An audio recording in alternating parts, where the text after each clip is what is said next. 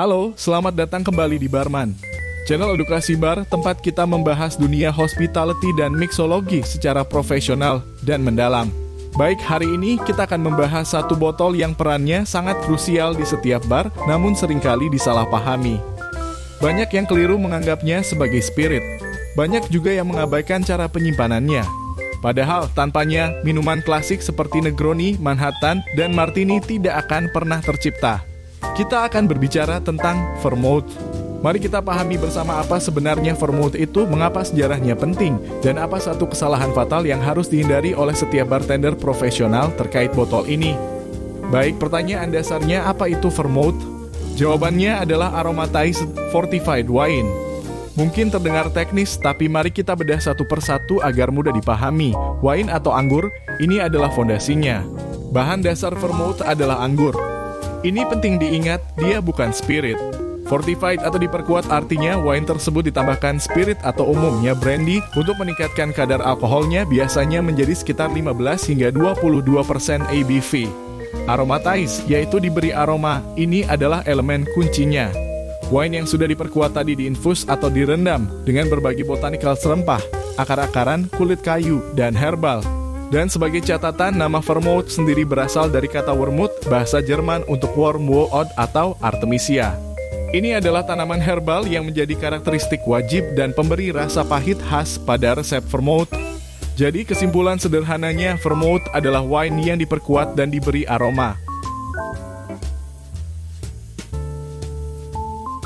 Wine yang diberi bumbu herbal sebenarnya sudah ada sejak ribuan tahun lalu, awalnya digunakan untuk tujuan medis. Namun vermouth modern yang kita kenal lahir di Turin, Italia pada tahun 1786. Seorang visioner bernama Antonio Benedetto Carpano menciptakan resep sweet red vermouth pertama dengan memadukan wine Moscato dengan puluhan botanikal. Resep ini sukses luar biasa. Kemudian di Prancis, Joseph Noilly mengembangkan gaya yang berbeda pada awal 1800-an. Ia menciptakan dry vermouth yang pucat dan kering. Menggunakan white wine dari dua titik, inilah Turin dan Marseilles vermouth memulai perjalanannya. Dari minuman aperitif hingga menjadi pilar tak tergantikan di dunia koktail. Mari kembali ke aplikasi praktis di bar. Ada 3 tipe utama vermouth yang wajib Anda ketahui sebagai bartender. 1. Sweet vermouth atau vermouth manis. Sering juga disebut rosso atau merah atau Italian vermouth. Berwarna merah kecoklatan, rasanya kaya sedikit manis dengan profil rempah yang kuat. Ini adalah fondasi untuk Negroni dan Manhattan. 2. Dry vermouth atau vermouth kering. Sering disebut French vermouth. Warnanya pucat atau kuning jerami, rasanya kering atau tidak manis dan profilnya lebih menonjolkan herbal dan floral. Ini adalah komponen esensial dari dry martini. 3. Bianco vermouth atau vermouth putih. Dikenal juga sebagai blanc. Tipe ini berada di tengah-tengah. Warnanya pucat seperti dry, namun memiliki rasa yang lebih manis, seringkali dengan sentuhan vanila yang lembut. Sangat populer diminum murni dengan es dan soda. Karakter vermouth benar-benar bersinar saat dipadukan dalam koktail. Ini adalah 3 contoh utamanya. Pertama, Negroni. Takaran klasik 1:1 antara gin, Campari, dan sweet vermouth. Di sini, sweet vermouth bertugas menyeimbangkan atau balance rasa pahit dari Campari dan memberikan badan atau body pada minuman. Kedua, Manhattan.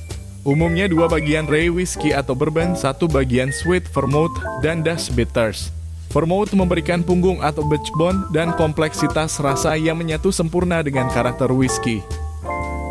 Ketiga, dry martini. Perpaduan klasik antara gin atau vodka dengan dry vermouth. Disinilah peran vermouth sangat krusial. Perbandingan antara spirit dan vermouth akan menentukan seberapa kering hasil akhir martini tersebut. Sekarang kita sampai pada poin yang sangat krusial. Ini adalah aspek teknis yang sering diabaikan, namun membedakan antara bartender profesional dan amatir. Perhatikan di bar Anda di mana botol vermouth yang sudah dibuka diletakkan. Jika ada di spirit rail pada suhu ruangan bersama spirit seperti gin dan vodka, itu adalah sebuah kekeliruan. Ingat kembali poin pertama kita, vermouth adalah wine.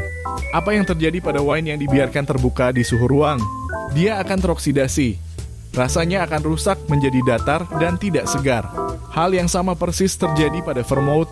Vermouth yang teroksidasi akan kehilangan semua aroma herbalnya yang kompleks dan rasanya akan menjadi tidak enak.